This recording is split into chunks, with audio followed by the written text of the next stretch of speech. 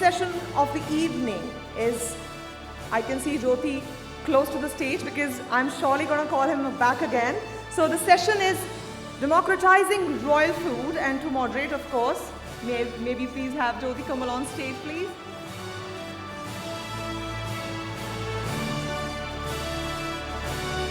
And now, ladies and gentlemen, let's all welcome our next guest, the Michelin star chef, Manish Mehrotra.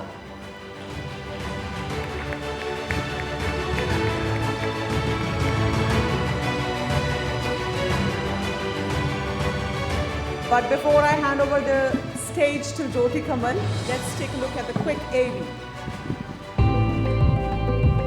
He's an exciting and buzzing modern Indian chef. He's on a mission to take Indian food global with an international accent.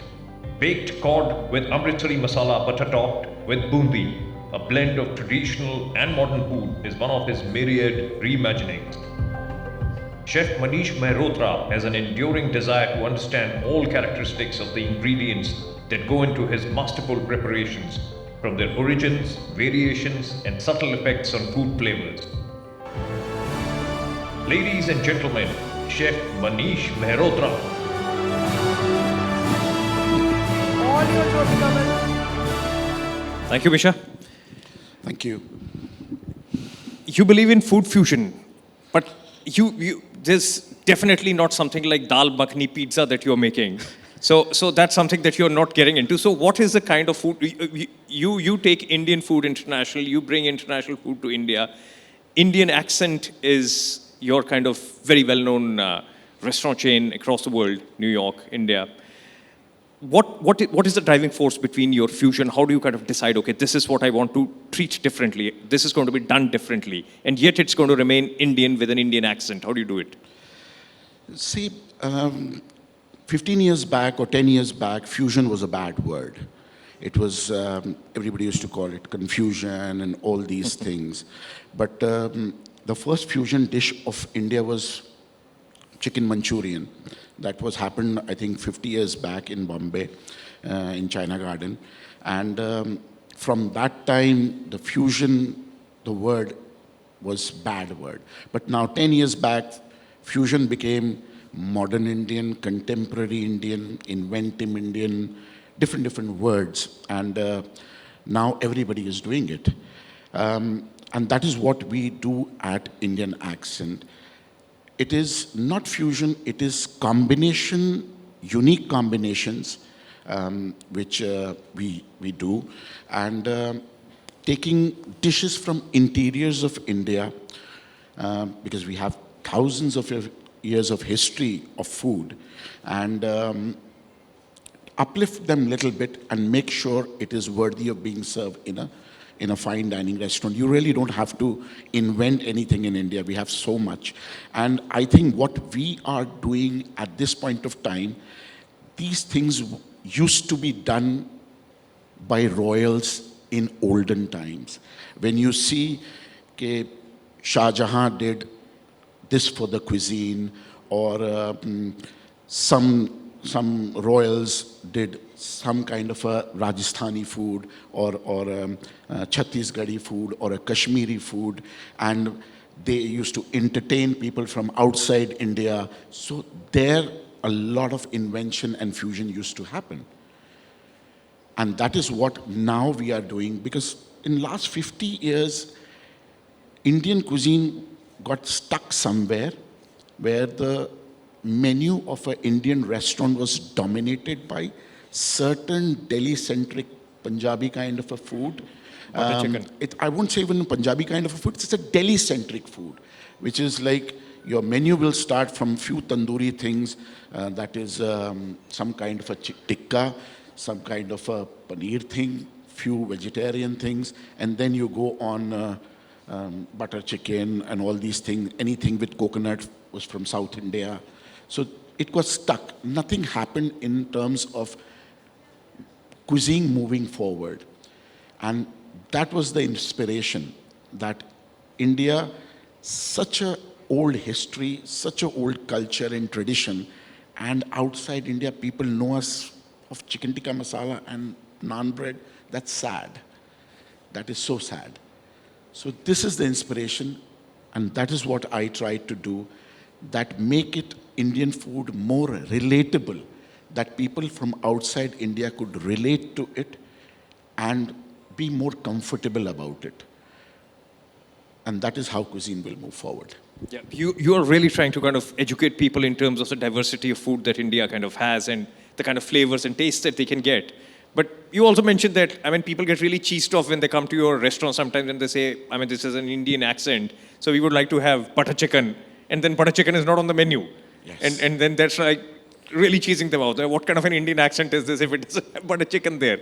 See, honestly speaking, even I love it. As a business strategy, how does this work? So, as a food lover, even I love eating butter chicken, but I really want to tell people there are at least thousands equally good dishes as butter chicken which exist in India, and people don't know about it.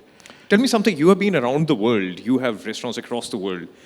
Is Indian food really the most diverse food in the world, or every culture has diversity of food, or do you feel that the Indian kind of diversity is probably greater than in other parts of the world? Or is it the same, wherever you go in the world? See, honestly speaking, every country has different food and diversity, I would say. The way Indian food is so diverse, even food in China is very diverse. Food from Beijing is totally different from Hong Kong. The way Kashmiri food is very different from food from Kerala. So there are few countries which food is really, really diverse, but people really don't know about it. That's the problem. And that is how we, all of us, all the chefs and everybody, that is our goal, is that people should know about that India makes one of the best pancakes in the world. That is called dosa.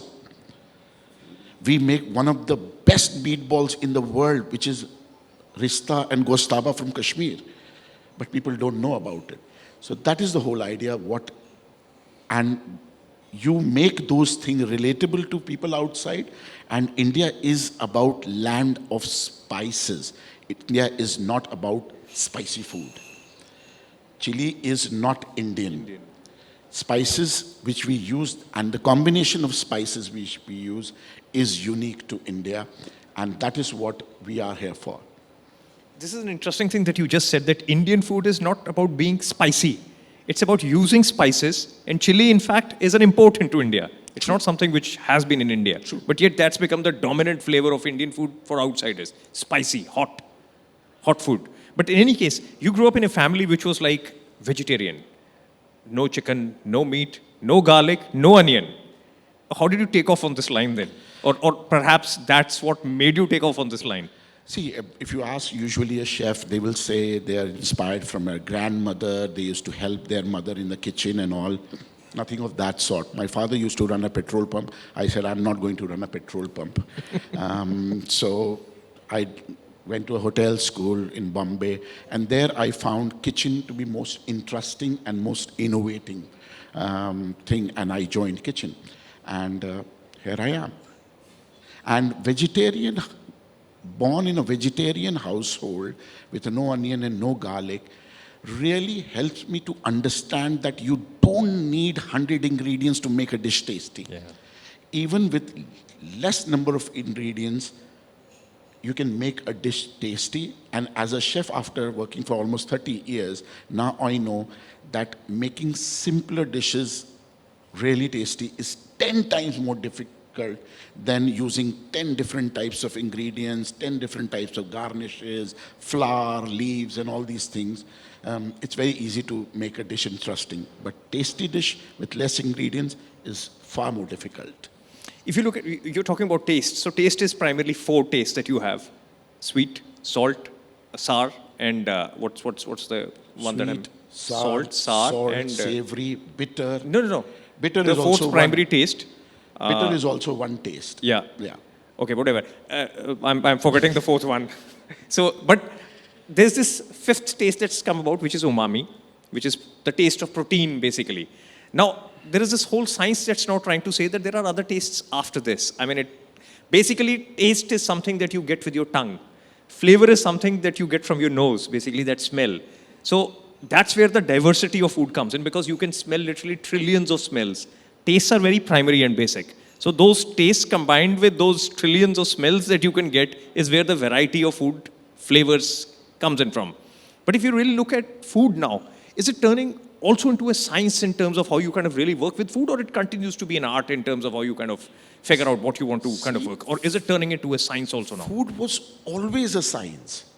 It was always a science. They say the word rasoi is basically from rasayan, which is chemicals. That you play with chemicals in your kind of that area, and that's where it is called rasoi. See, if you are in India, you should know, everybody should know that food was always a science, food was always a medicine. There are thousands of dishes which were created according to the weather, according to the environment, according to the flora and fauna of that particular location that suits your body if you're living in that part of the country.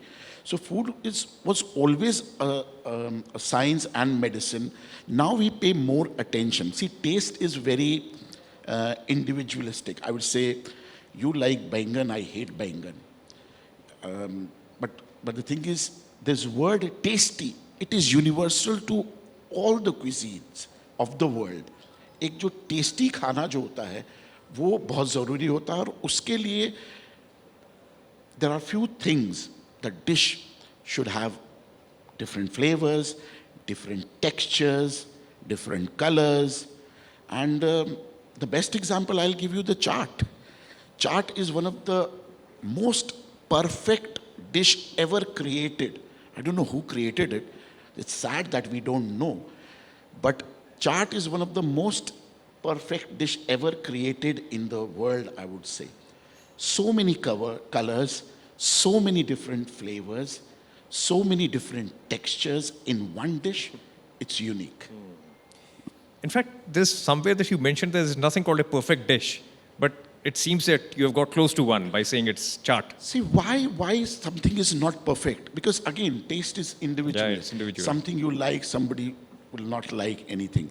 So it is very difficult for a human to create a perfect dish. I always say, if you're seeing a perfect eating thing, is an apple what God has created, so, or any other fruit. But humans, whatever they create, they can come to close to perfection. It's very difficult to say this dish is perfect dish. When one watches a lot of kind of cooking on TV, it's a lot about plating. India is a lot about basic tastes. So, but in the West, when you look at kind of food being prepared and being served, it's a lot about plating. How do you kind of see the balance between plating and basic kind of getting the food right? Here, again, one thing I would like to say, that first, we now go gaga about plating and this and that. We were been doing plating for thousands of years when you serve sadhya meal on a banana leaf or a Rajasthani thali or a Gujarati thali, because on a sadhya banana leaf, everything is placed on a correct location and it is decided where it will go, where salt will go, where this vegetable will go, where this pachadi will go, and in a thali, whether it's a Rajasthani thali or a Gujarati thali or a Kashmiri tarami, everything has got its place. And that's called plating. But somehow in the middle, we lost it. And everything started coming in a big bowl, drowned in a brown, yellow, or orangish kind of a gravy. And that is what happened with Indian food, which is now changing, I would say. 2.5 years of COVID, did they kind of change food preferences globally? Did it bring about a difference, or did food preference, or rather diversity desires actually come back with a vengeance? Yes. In 2 years now, as a chef, as a hospitality professional, I'm so happy that now people have become more serious about what they are eating, which is very, very good for the general individual also and for the industry also, that now people are more aware what they are eating, where it is coming from, who is cooking, where it is being cooked. These are the questions people never used to ask, which is now after COVID, this is happening, and people are more cautious about what they are eating, is very, very good. And for me, it's always like what you are eating is not important. how you are eating and when you are eating is more important. Everything in moderation is good for your body. Eating out is discretionary kind of spending, and especially as it becomes more and more elaborate, as it becomes more luxurious, it's discretionary spending. So what's your gut feel about which way is India going? Are you seeing an increase in spend because that would be indicative of money available? What's the trend that you're seeing? Trend I'm seeing now, eating out is not an occasion. Now eating out is a necessity. It has become a necessity now. People, 10 saal pehle, people used to come to celebrate somebody's birthday or any occasion or anything like that. But now people are going out and eating as a necessity and as a general behavior that, okay, I'm not going to cook today. We'll go out and eat, or we'll order something from outside, and it is a good thing. And this is how it's going up. People's palate is becoming more adventurous. People are traveling more. Internet, television, they're exposed to more things. Now people coming to my restaurant, they know what foie gras is, what caviar is, what truffle is, what scallop is. आज से पहले ये नहीं होता था. So before we wind up for the day, Chef Manish Mehrotra, tell us a few top trends that you're seeing in food. I mean, 2 or 3 trends that you're seeing that's changing or is likely to change, trends that you are kind of discerning. Trend, I would say, world over what is going on, food is becoming simpler. Simpler. Simpler. It is without any too much of paraphernalia, which used to happen like in a Michelin restaurant where you have 10 different kind of garnishes, complicated processes, and all these things. Food is becoming simpler, and ingredients are becoming more important, which is now happening in India also. Ingredients taking a center space, because when you have good ingredients, you have to do very little to a dish. Ingredients talks for themselves. So that is happening, and in India especially, a lot of home chefs, a lot of regional cuisines are coming up, which is so good, because we have so many gems in people's home, which is still unexplored. And I'm happy with this trend. These gems are coming out and people get to know about it. It's interesting when you say that food is getting simpler. We have some stellar speakers who are going to come up, so we are going to ask them about fashion and design. Is that also getting simpler or not? Because that would be indicating of a very general kind of a trend happening then, if that's the case. In general, it's becoming simpler. It doesn't mean it is becoming cheap or it is becoming just a normal thing. But the thing is, simpler means less complicated. That there are too many culinary jargons used to be used once in last few years, which is now going to stop. Like, it's interesting that, though this has been said earlier also, when you look at trucks in Afghanistan, they are like decked up like crazy in terms of the decor that somebody does on a transportation truck. When you come to Pakistan, that reduces in intensity, but it's still out there with all sorts of frills and stuff on the truck. Earlier times in India, again, trucks used to have a lot of things hanging around and all of that on them. Now you find that reducing. You go to Europe, you find that trucks are unadorned. Very basic, very straight. Does not mean they are cheaper, but very straight. It's something to do with economic prosperity kind of going up, and with you wanting to reduce the frills in life and focusing on the basics. I don't know how it works, but it seems to be something to do with it. You can see this happening even with trucks, for that matter. Absolutely, absolutely. Why you do use frills? Why you use extra something when you are not confident on what you are doing? When you are confident on what you are doing, when you are confident about the flavors and the taste of dish you create, you don't need paraphernalia. So that's the whole idea. Yeah. Chef Manish Mehrotra, thank you so much for taking the time out to be with us here today. Thank you so much. Thank you very much. It's been a very interesting conversation with you. Thank you so much. Thank you so much.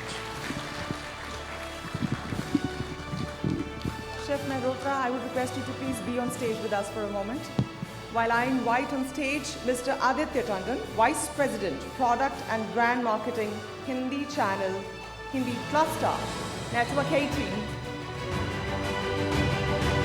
and kindly felicitate our guest.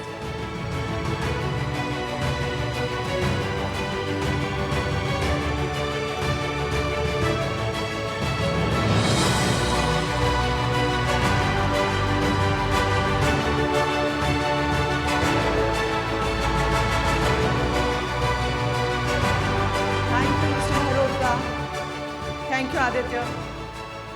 Thank you, Jyoti Kamal. Thank you.